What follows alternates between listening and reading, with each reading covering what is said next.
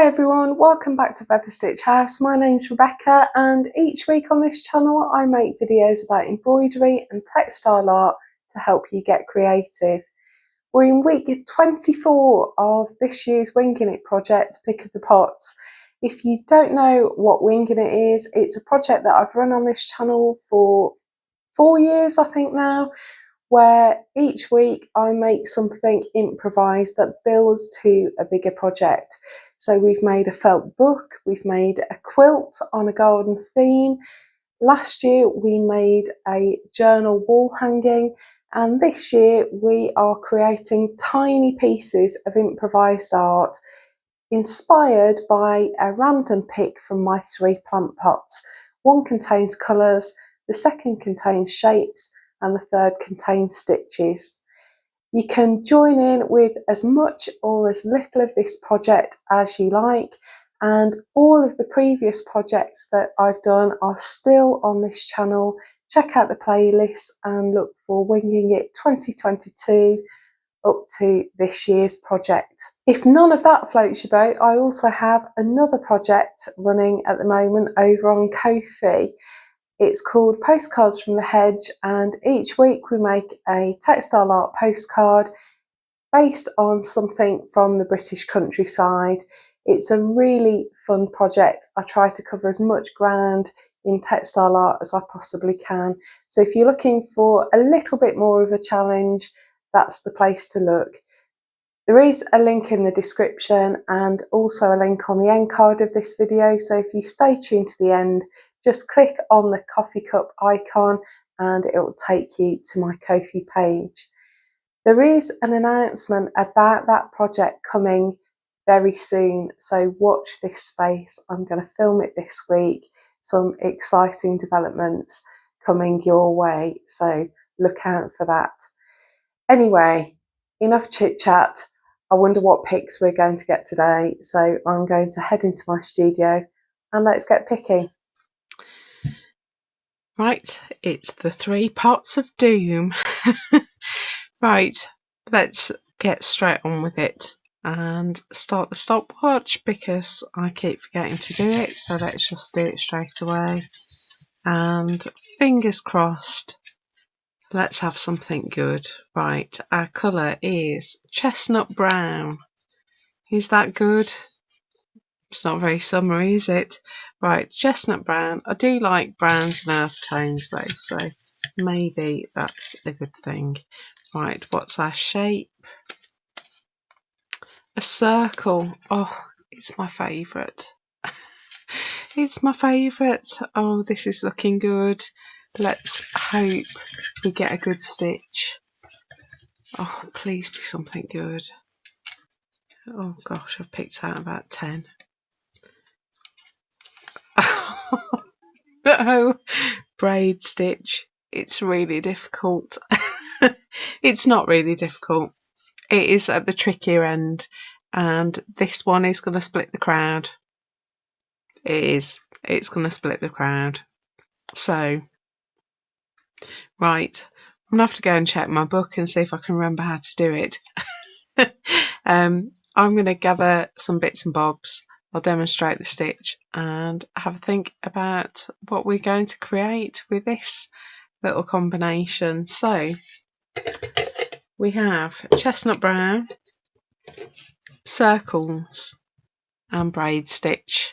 I wonder what we're going to create. Let me have a think. I'll be back in a moment. Just wanted to show you what braid stitch looks like because you might not have come across this one before.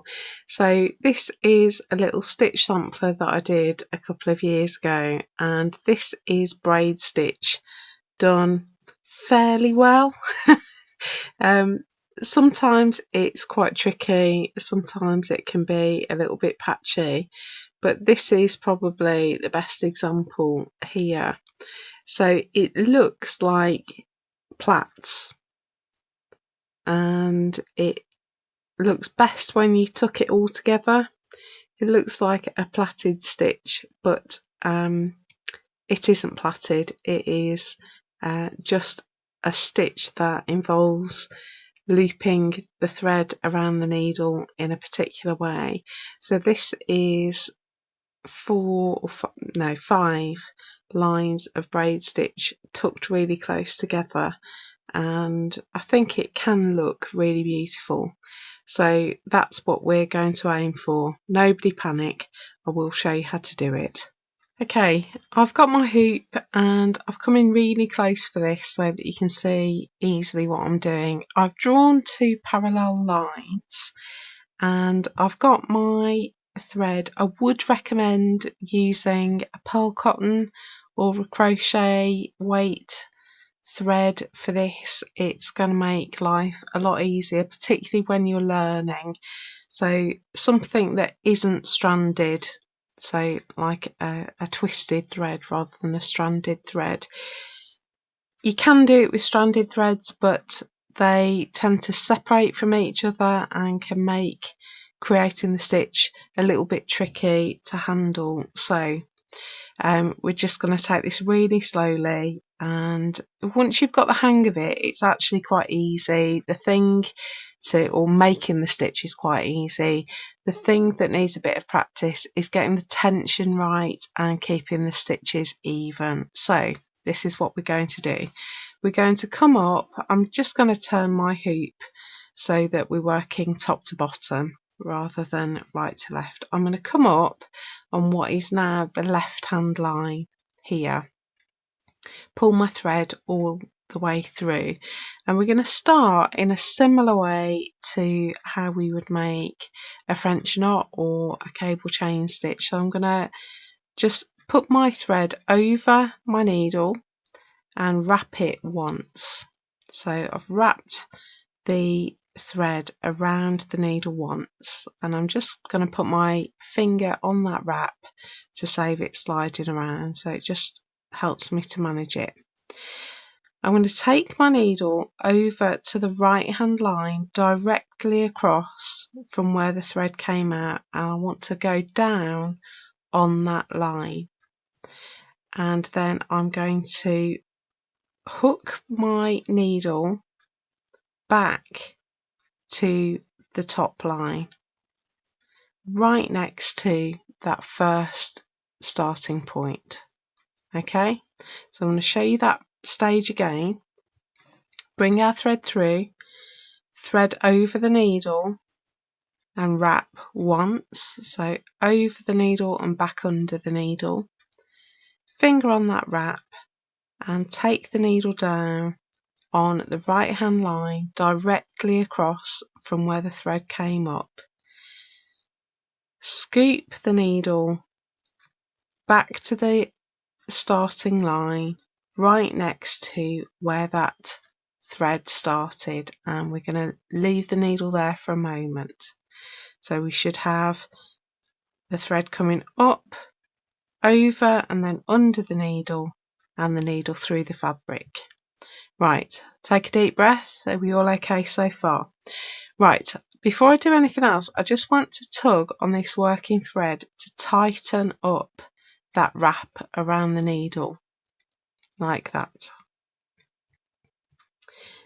So it just wants to be tight up against the needle.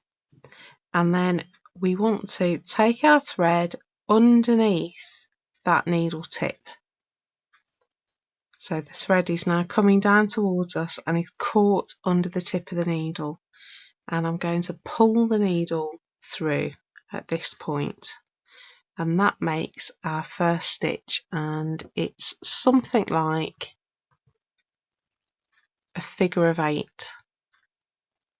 So we can just about see the thread comes up here, loops around, and because we took our needle in and back out, we've now got a sort of diagonal stitch holding those loops in place, and that's our first stitch.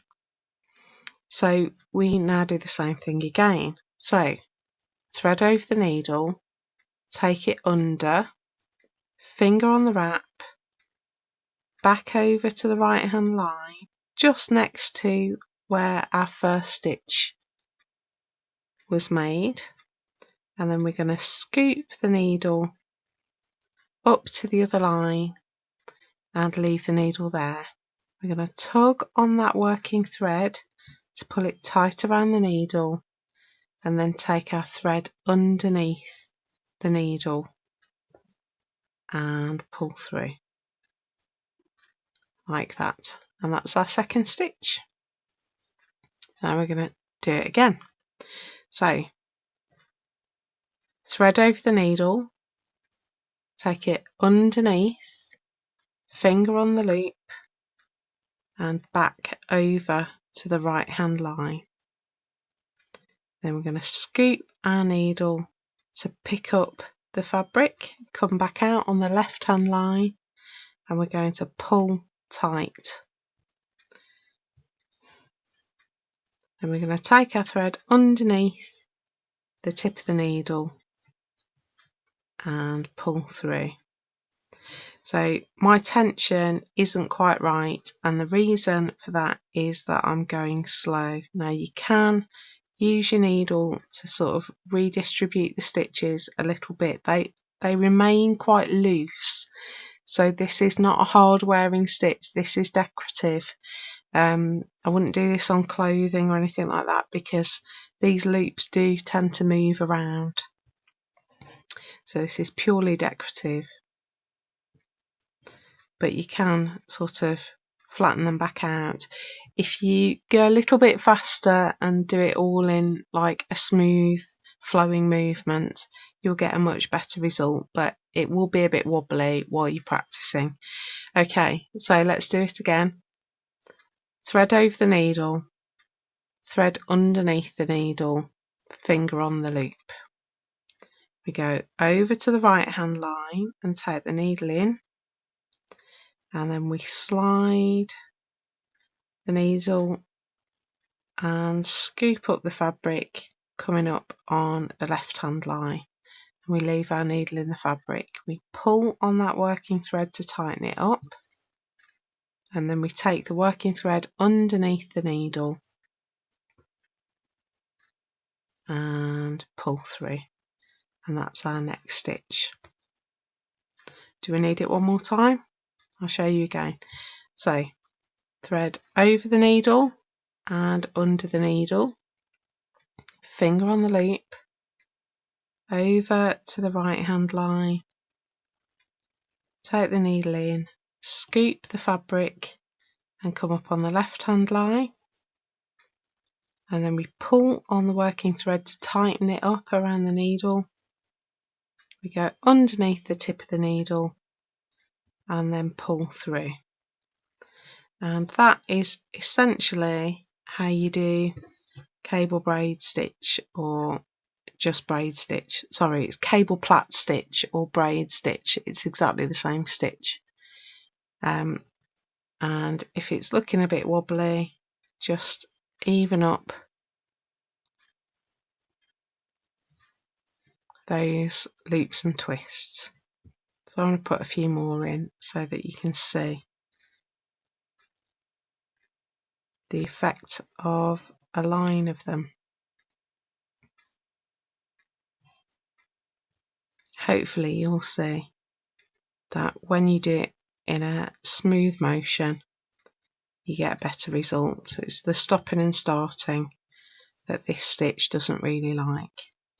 Once you start getting a rhythm, you sort of even out your tension and everything looks better. Okay, so that's my braid. It's a little bit wibbly wobbly with all the stopping and starting, but hopefully you get the idea. That sort of plaited looks really nice from the side. You might get a better view of it if I just turn it to the side, how those twists and loops are sitting next to each other, looking like a plait. So when you have got to the end of what you want to stitch, just a little bit like a chain stitch, we want to hop over the loop that we've just caught in place, just hopping over, going down on the other side of that loop and pulling through, and that puts a little anchor stitch in that holds that braid in place. So that is cable braid stitch. It is a little bit tricky, a couple of steps to this one that we have to get our head around, but once you've got it, you can get into a rhythm, and the motion is, I suppose, no more complicated than a cable chain stitch or something like that. So have a practice, have fun, and let's see what we can create. Okay, here we go. Here's my felt. It's a really nice nutty brown and don't have a lot of chestnut brown. So this is a little bit red really, but it adds a little bit of variety. I've got an Anchor 905 and a DMC 801. I found some linen thread that kind of works. It's a lighter chestnut brown, but I found this glitter wool. This is a Lion brand bonbon. You can get these in lots of places. They come in sets, and I've got some glitter ones and I really like that. So I thought we could have a go with that. And then I just found some 100% wool in my drawer and some just acrylic wool that I thought we could have a bit of a go with. I'm going to keep this one really simple. I was inspired by tree rings, so I was thinking about how to do braid stitch and circles. I did a little bit of a Google of circles in nature and brown circles in nature, and tree rings came up everywhere. So I quite liked the idea. So I thought, let's have a bit of a go. So I'm going to start with this linen thread. What's the worst that can happen? The wool is quite nice to stitch with. The hardest thing about it is actually threading it. So I want to kind of pair the thread with the right kind of needle. If your needle's too thick with braid stitch, it's hard to get your tension right. So if your thread is a little bit thinner, you want a thinner needle. So here we go. So what I've done is find the centre of my rectangle. I've drawn on some circles. I may carry on beyond, but let's see what happens. Don't know what I'm going to do at the centre, but we're just going to have a bit of a play. So this is quite a thin thread. This is going to take some doing to get coverage, but I've got a thinner line here. Maybe I'll do a smaller circle because it's going to be a nightmare trying to fill a big circle with that. So I've just used the cross markers on my circle template to line up roughly with the centre. They don't have to be perfect if you're doing tree rings because they're not ever perfect, and you don't want them to all be the same thickness for tree rings either, because sometimes you get a thick tree ring, sometimes you get a thin tree ring. So we're just going to keep it a little bit random. So I'm going to do this line here. I have checked, and apparently this is a stitch that can be done in a circle. So I've never done it in a circle before. What's the worst that can happen? So wrap the needle, pull it tight under the needle and pull through. Wrap the needle over to the right, back to the left, pull tight onto the needle and pull through. So I already don't like what's happened to that first stitch.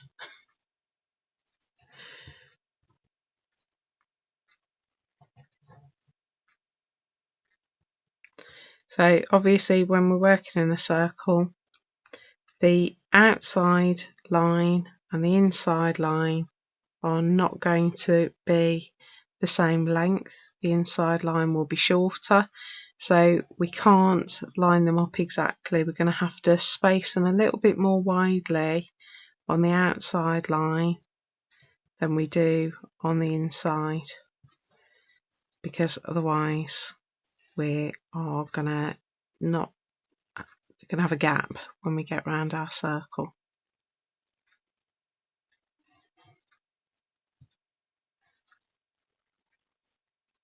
So this is the outside line. I'm keeping these stitches a little bit further apart, tucking them quite close together at the centre.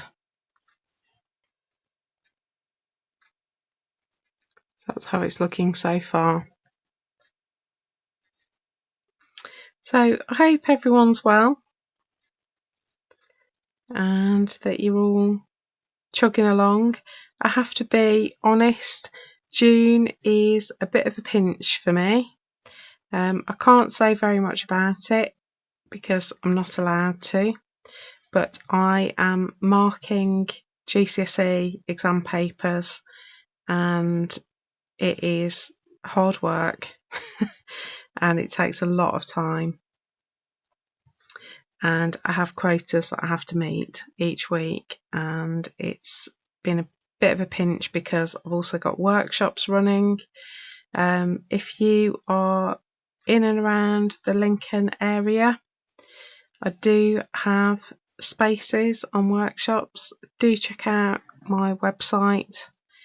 So it's featherstitchhouse.co.uk,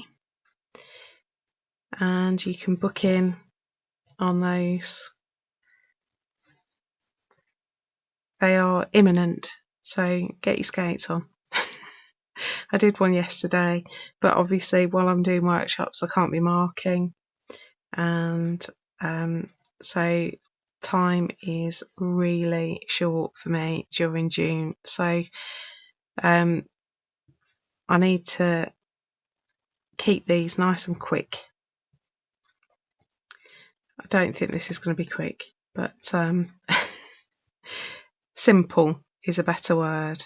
I think when we're under pressure, it's hard to think really creatively. So I know I've had a few comments about the lack of creativity recently. Everyone's got a limit, and if they're not very creative at the moment, it's because my head is absolutely fit to burst. It's pretty much like a swarm of bees at the best of times, but at the moment it is absolutely like spinning out of control. So you'll have to forgive me if the next couple are quite simple. I'm doing the best I can, but I suppose your challenge is to come up with something more exciting and better than mine. So I just start with the prompts. I do improvise it, and I have nothing to go on other than what I pick out of the pot, and sometimes when I've got a little bit more time I give it a few days if I can't think of anything, but I don't have a few days at the moment. I'm really unhappy with that stitch a couple of goes back. It's not the easiest stitch to unpick, this one, so I'll see how I get on, but I might have to just leave it as it is and put it down to experience. So yeah, I don't have space to ponder for a few days at the moment, so once June is over it'll all be back to normal, and I don't have any shows until October now, so I can focus on whatever's coming next. And yeah, I've got a bit more headspace come once June's passed, but at the moment it is absolutely chock-a-block. So it's the choice between not making videos or making videos with very simple designs for the next couple of weeks, and I figured you'd rather have the prompts and the videos to improve on rather than not. So I hope that's okay with everybody. Please be kind to me in the comments. I'm doing my best.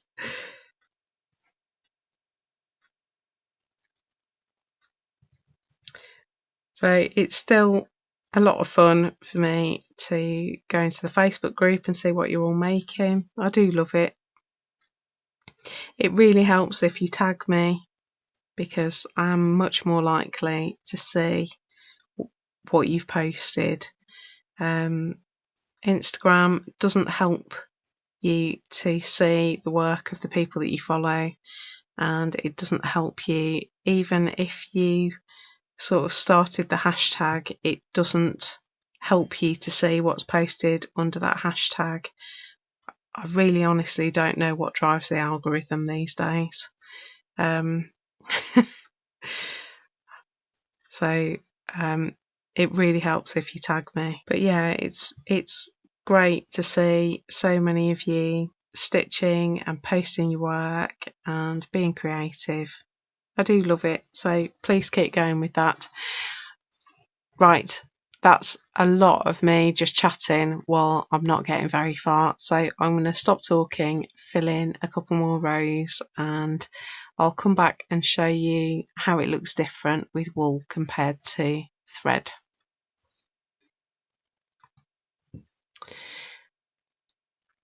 I've done my first circuit. I thought it was worth just popping back in and showing you how I'm going to do another layer. So I'm going to start by tucking in between two of the loops here. So rather than doing it loop to loop, I want my next ring to tuck in between, and I'm thinking that's going to sit better. So I've got some of my glitter wool here, so you get to see how it looks in glitter wool as well. So making the stitch in exactly the same way, but I'm looking for the spaces in between the loops of that first ring. So it won't work perfectly because obviously this is a much thicker thread than I've just used, but it will work. So just looking for those joins between the loops rather than trying to butt up loop against loop. So I hope you can see what I mean there. So I've gone there and there. So my next one will come in here and then here. So just trying to tuck those in so I get a good join between the different rings. And if you are doing tree rings like me, don't be afraid of leaving a felt layer, because otherwise what's the point of the felt? So I hope that makes sense. I'll come back when I've done a little bit more. Right, here we go. Here's my finished version. I did the circles and I didn't like the space at the top and bottom, so I've put in an extra sort of suggestion of another circle there. So this is our circles braid stitch piece inspired by tree rings. It's obviously very loosely based on tree rings, but that's where the idea came from. Lots of different shades of brown. I think my favourite is with this gold, this sort of metallic glitter wool. I think it works really well. I quite like this one as well with the wool. It does work really nicely with the thicker thread, and particularly a thread that's got sort of texture to it, so that the loops sort of mesh together a bit better, but I quite like it. It's very simple, I know, but I do quite like it. So we've got a little job to do, haven't we? Somebody pointed out last week that I'd put a 5 there instead of a 6, which wasn't very clever, was it? So we went back a month for no reason at all. So there we go. I've changed that. Let's that was last week's. So let's put a piece from this week in. I think we've only got 2 more to put in this half of our book, and then we can move on to the second one and start it all over again. So a bit of glue on the page. Let's pop that in. My usual pencil's not in here. I'm going to just check the dates because obviously I don't film these on the day. I think it's the 15th. It is the 15th. So 15th of the 6th, 25. I've left my usual pencil elsewhere. And let's put our picks on the back. Oh crikey, we're almost vertical now. Yeah, it was a great idea, wasn't it, to do it in a book, but I do have a plan for what to do with this book that won't close. I need to be brave and check that it works. But I just wanted to fill the book first. So chestnut brown, circle and braid stitch. So a bit of a challenge this week with the stitch, but at least we're not trying to do it with metallics red. So that's it for this week. We've done our chestnut brown, circles and braid stitch. We've done a piece inspired by tree rings, and I think that's all right. It's I'm sure you're going to come up with lots of really exciting things, and I'm really looking forward to seeing it. So yeah, don't forget to share your creations in our Facebook group, and there's always a link to that in the description below. If you're sharing on Instagram, don't forget to use hashtag FSHWingingIt2025, and like I said earlier, remember to tag me at Featherstitch House, and that way I'm much more likely to see your creations. Thanks so much for joining me again for this week's Pick of the Pots. I'll be back next week with another pick, and I hope you'll join me then. Have a great week and enjoy stitching your circles. Take care, and I'll see you very soon. Bye.